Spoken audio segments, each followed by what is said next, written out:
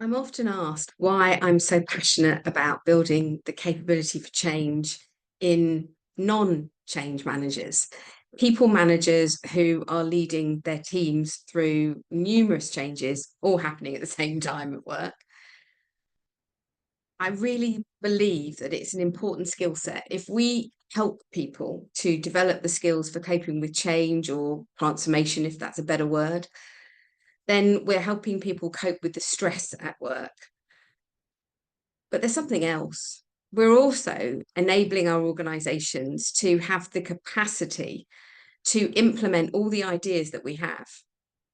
So many people at work feel overwhelmed by all of the new ideas that are coming our way. We all want things to improve all of the time, but we've also got the day job to do.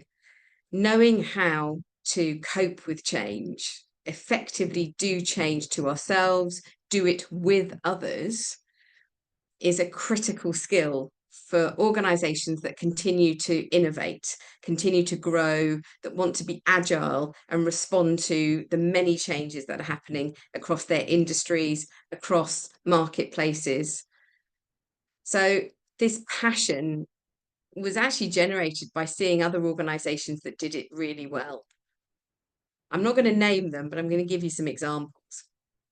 A European regulatory body operating in 28 countries across Europe needed to change all of its procedures and processes and structures and organization, effectively put in place an entirely new operating model along with a very new culture, which instead of seeing itself as a policing function, saw itself as a partnership organization, a source of innovation, a source of ideas, a source of good practice.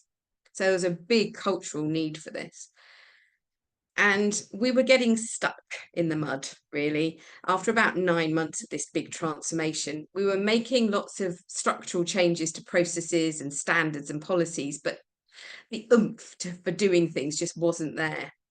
And the HR director and I realized that perhaps the felt need that people didn't feel, I need to be involved in this, this is part of my role, just wasn't there.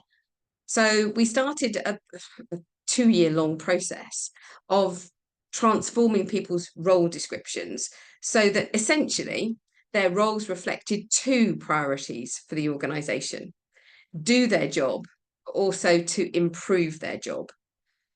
And because it formed part of their role description, then it became part of performance management and therefore something that people took notice of, because often what we measure is what people focus on. So we made sure that their role was to both do the day job, but also to keep an eye out for the improvements of how they do things. I thought it was interesting because it contrasted with the vice chancellor of a university. He and I were walking around the campus one day. He totally got change and how important that capability was for his university. And he pointed to somebody who was in the cafeteria working 20 hours a day, he said, 20 hours a week, to build, create sandwiches and sell sandwiches. And he said, that that lady there, she comes in for a few hours every day. She is behind the counter making sandwiches, and then she steps in front of the counter to sell them. He says, when she's buttering the bread and putting together the sandwiches, I want her thinking, what's the latest flavor at Nando's? What are the kids eating these days? What are the things that they'd really want? How can we improve our offering, our product offering? When she's selling sandwiches, I want her thinking, maybe if we asked everybody who's just buying drinks to queue separately over there, we could get through the sandwich queue over here much more quickly. He said, I just want people thinking about how they can improve what they do as well as doing it. He said, maybe for her, that's 5% improvement, 95% doing. He said, in my role, it's 95% improvement, 5% doing. And for everybody else within this university, there are different proportions, different percentages, depending on their role. But everybody has something in common, which is they have to both do their job and improve their job. And it brings me to another story. This again was a university, but I've got lots of organizations I work with similar stories. But this was a university that made a commitment to hiring early adopters, people who were absolutely open to change. And I was working with them, I've worked with them for 10 years. So I saw this policy being implemented. And it was about 2 years in when I really started to notice two things. Number one, whenever I was at meetings, I could see that people came not only from a university background, but from other other businesses, corporations, even government departments in that geographical area. That hadn't happened before. What had happened before is people had been hired for their specialist expertise.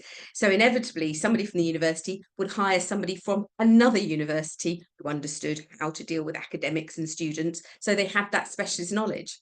When we broadened it out and said, we want to hire people who are up for change, who are willing to change, who are enthusiastic about change, then we started to see that we were hiring from a much broader range of people.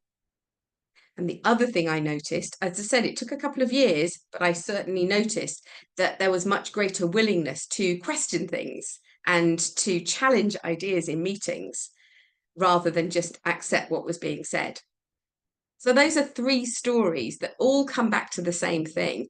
We want people to have roles where they have to do their job and improve their job. Whatever proportion, whatever mix that is, everybody's in the same boat. We all have to do our job. But with the amount of change that's happening these days, we are all subject to improving our job. Whether that's improvement, we're being told there's a transformation, it's more top down, or whether we ourselves are looking at continuous improvement. But there is that mixture, the two go together. And actually hiring for people who are willing to change will make a difference to the organisation.